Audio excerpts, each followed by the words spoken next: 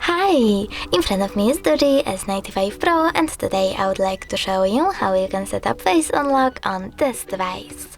Firstly, access settings and choose security. Now tap on face unlock, choose enroll face and enter your current login method.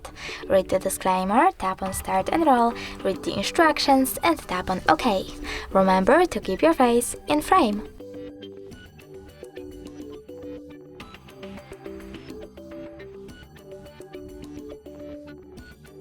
Now when I turn off my screen, then turn it back on,